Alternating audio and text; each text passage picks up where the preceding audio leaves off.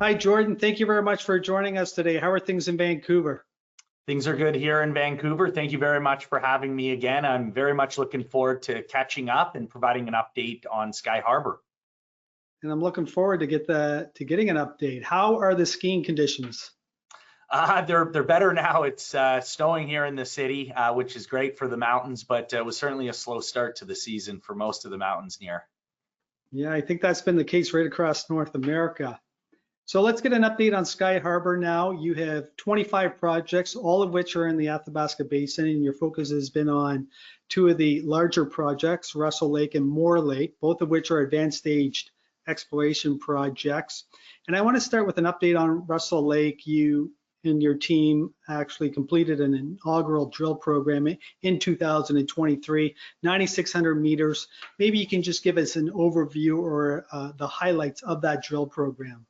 Yeah, absolutely. So when we last spoke in October, we were just wrapping up this inaugural 9,600 meter drill program, the first drill program carried out at Russell Lake in almost a decade. So it was an exciting program for us. We intersected some of the strongest uranium mineralization that had ever been discovered at the project. Most of the drilling that we carried out was focused at the Grayling target, this main Grayling conductive corridor. Most of the holes that we drilled intersected uranium mineralization at this target. So it's given us a very good idea of where we need to go back into. We've, over the last several months, gone back and done some remodeling. We've put, our geologists have put the project through very rigorous analysis and target selection. And we've identified a number of new and additional targets at this main conductive corridor. It's a multi-kilometer long corridor that actually loops around and trends onto Denison's Wheeler River project. Denison, as I think most of the listeners are aware, is one of our largest shareholders and a strategic partner of Skyharbour's, and their flagship Wheeler River project is adjacent to the west of this Russell Lake project. So we're gonna go right back into this Grayling target area, in particular the Grayling East target area. And before we get into the specifics on the upcoming drill program, just to highlight again the significance and strategic importance of the Russell Lake project, which is currently under option. We can earn up to 100% of this project from Rio Tinto. We're nearing completion of this initial 51% earn-in. We'll be complete that here within the next several months as we complete this upcoming winter program. It's a very large advanced stage exploration asset that has numerous highly prospective targets throughout. It also is host on the western claims to the road that services the McArthur River mine, to the north power lines, and there's an exploration camp as well that we're utilizing at the projects, which brings our exploration and drill costs down quite significantly.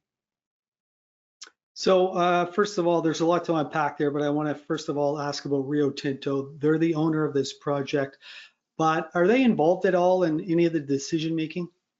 Right now, we're the operator and will continue to be as we earn in, and ultimately, once we've earned a majority interest in the project, we'll remain the operator. But yes, we do include them in the decision-making process. They worked on the project for a number of years after they acquired it from Hathor upon acquiring the company back in 2012. And so they know the rocks very well. We've worked with them. They're, needless to say, a great partner to have, one of the largest diversified mining companies in the world. They're a large shareholder of Skyharbour, and the way the earn-in works, as I mentioned, we're nearing completion of that initial 51% interest. We can continue on to earn 70%, and then we have an option to buy them out through a large cash and share balloon payment to get to 100%. So at the end of the day, in all likelihood, Rio will either be a joint venture partner and large shareholder of the company, or they'll continue to be a much larger shareholder of the company as we continue to earn more interest in the project. And you made mention of the fact that Russell Lake is close to infrastructure. You also have access to a camp, so therefore it reduced your drilling cost. What are your drilling costs all in per meter? Yeah, I mean, that's been a great part of carrying out this initial drill program, is really getting a lay of the land. We were able to bring our drill costs in well below $300 Canadian, all in a meter. That's including everything. And a lot of other projects, exploration projects that are more remote, aren't road accessible in the Athabasca Basin. I mean, they can run as high as $500, $600, $700 all in a meter. So having the road, having the power lines, having the exploration camp that we're utilizing, it's a big asset of the project that we are inheriting as a part of this earn-in. That makes a big difference. It makes a big difference at Russell going forward. We can drill a lot more holes for the same amount of money in this upcoming program. The three main target areas that we're going to be drill testing this winter are all road accessible, but it also benefits our nearby projects. And a part of this winter drill campaign, 8,000 meters combined between Russell Lake and Moore Lake, 5,000 at Russell and 3,000 at Moore.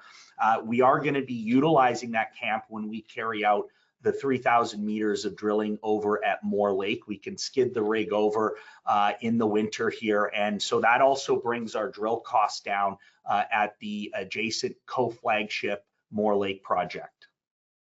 And so you touched on that you're going to start up a winter drill program. When is that going to happen? I think you said 5,000 meters? Yeah, so we've just announced the plans for that program.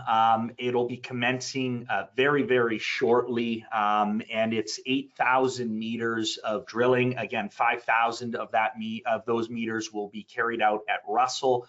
3,000 meters will be carried out at Moore. It's the first time in our history where we'll be advancing both of these co-flagship projects simultaneously. So this is very exciting for us and our shareholders. It'll generate a lot of news flow over the coming months. Now, the 5,000 meters at Russell, we've identified three high priority targets: the Grayling East Zone, which is the extension of that main Grayling conductive corridor over to the east. It's been sporadically drill tested. There's mineralization there, and it's a target that over the last several months we've refined, and we've got specific drill targets now selected. So we'll drill 1,500 to 2,000 meters there. We're then planning to drill a target area called the Fork Zone, which is just to the west of the main Grayling conductor. It's within that broader Grayling target area. It's actually the extension of uraniferous conductive corridors trending from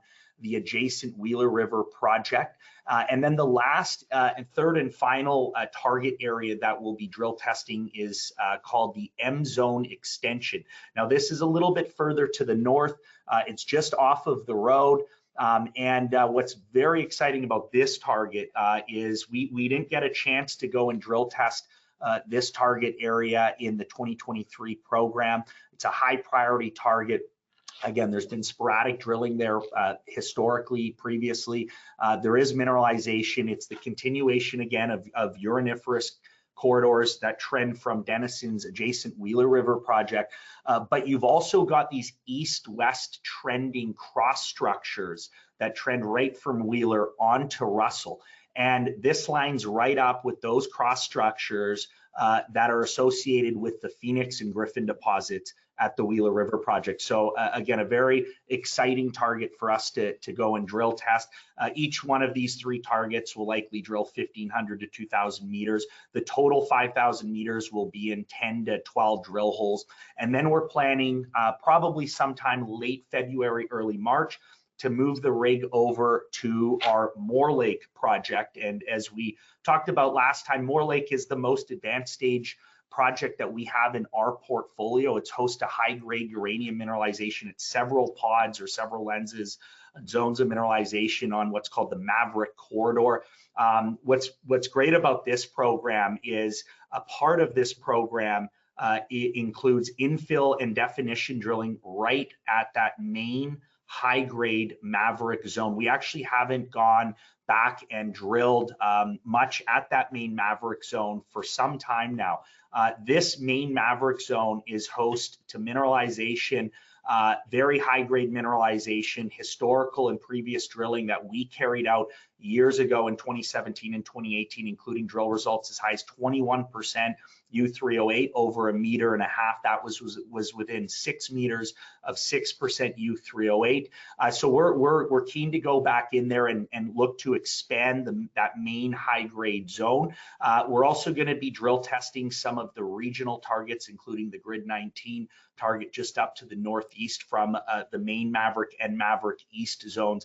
The project, we feel, has a lot more upside exploration and discovery upside potential. Yes, there's some notable high-grade mineralization at that main Maverick and Maverick East zones that we've been drill testing over the last 5 to 6 years, but there's also a lot of exploration discovery potential remaining in the underlying basement rocks. We intersected just a few years ago a new discovery, a high-grade zone of 7% U3O8 over 2 meters. That was in the underlying basement rocks at the Maverick East zone. So there's still a lot of blue sky potential at Moore Lake, but yes, it is host to this high-grade zone, several high-grade zones. And as we talked about last time, we are still working on a resource estimate. We're expecting to have that out at some point in the Q1 or Q2 of this year. And part and parcel with that will be the definition and infill drilling of that main high-grade zone at the main Maverick zone. So 8,000 meter total program, 5 at Russell, 3 at Moore. We're fully funded for this. We raised money late last year. We've got about 10 million in the treasury. This 8,000 meters will cost about 3 to 3.5 million, and it'll take us right into April, May. Lots of news flow over the course of that 3 to 5 months, and then we are fully funded to follow up with summer and fall drill programs as well. Jordan, another interesting component of Skyharbour is this project generator model, and one of the great features of this model is that you don't have to put up one penny for exploration work, your partners do.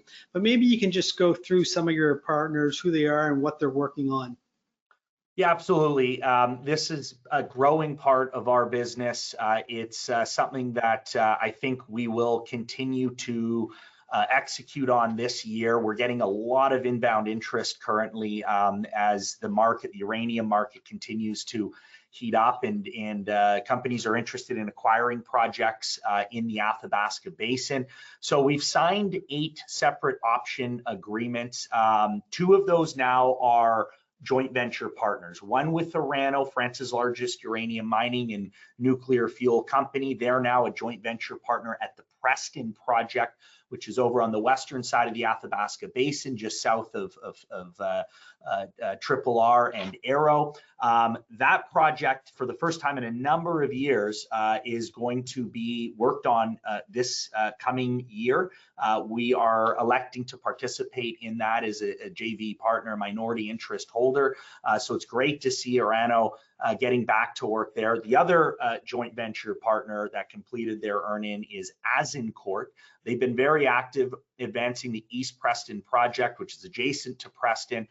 They too have plans for additional drilling and exploration this year, just waiting to get the final budget and plans for that project. And then the other 6 option agreements that we've signed over the course of the last several years, we're expecting at least 3, probably 4 of these 6 option partners will be actively advancing their respective projects this year. They need to spend money in the field as a part of their earn-in terms. And just to recap, collectively, all of these option agreements that we've signed total to over 80 million in combined project consideration, assuming that these companies all complete their earn-ins, the full earn-ins. About half of that is in exploration funding coming entirely from the partner companies, and the other half in cash and in stock that's paid and issued to us annually, again, as they earn in. So like I said, 3, maybe 4 of these option partners that we're expecting to carry out work programs this year, starting with two newer option partners, Tisdale Clean Energy at our South Falcon East project, which is host to the Fraser Lakes Zone B deposit, a shallow deposit inferred resource that's open for expansion along strike and at depth. Tisdale is planning a winter drill program to go right back in and expand that zone of mineralization and looking to make new discoveries. Very, very excited for that. We actually spent a fair bit of money on that project in previous years. We drilled it previously and we were intersecting higher grade mineralization at depth. So there's a lot of upside left at that project.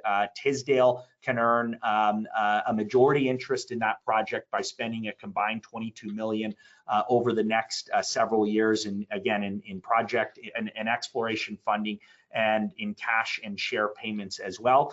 There's a lot going on, a lot to look forward to, not just at Russell and Moore, but with a handful of our partner companies. Again, the companies that are still earning in as a part of an option earn-in are required to fund these programs entirely.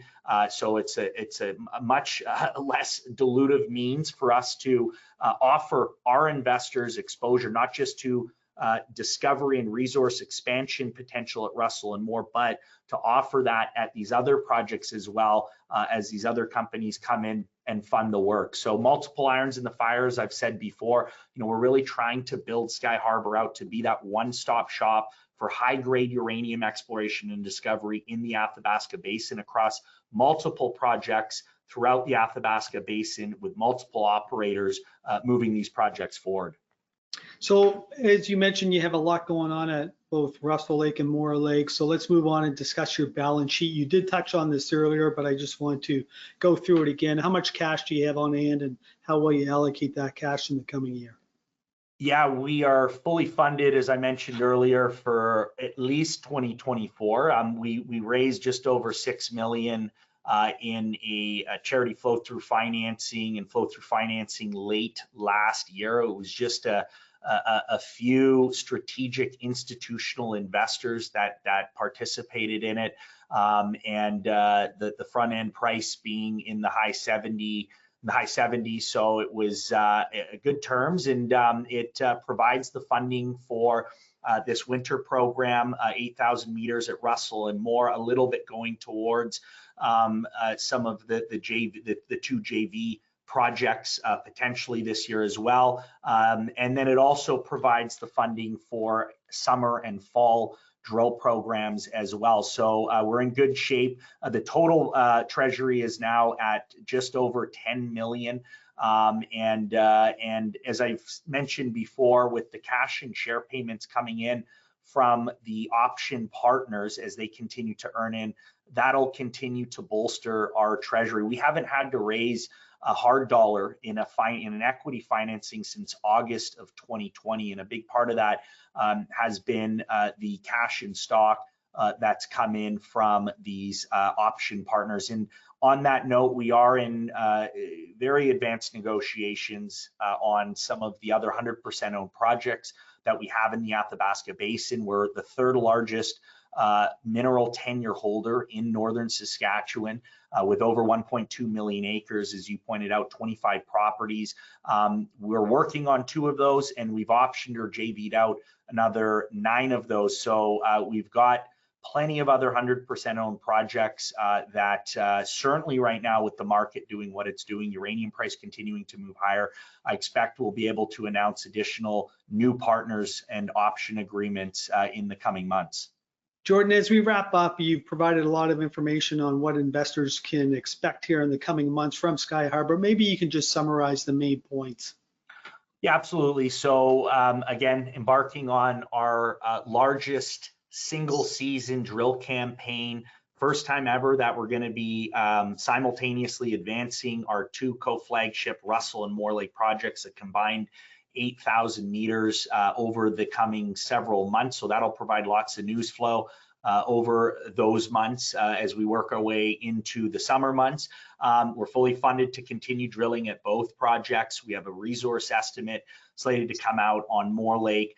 We've continued to expand and grow our project portfolio. Most of these acquisitions coming in through online staking and a couple of other property deals we've done with some other companies. These new projects and mineral claims will add to that prospect generator inventory and portfolio that we have. Keep an eye out for additional news flow on new partner companies, as well as the existing partners that I went through that are planning to either carry out drill programs or larger field programs over the coming 6 to 12 months. It's going to be our most active year. It's going to be a very catalyst-rich year, and I think the timing, again, with the uranium market couldn't be better. It's a very exciting time to be an exploration company and a prospect generator company as we're seeing this uranium price move higher. I think we will also see the equities outperform this year. I think there's some catching up for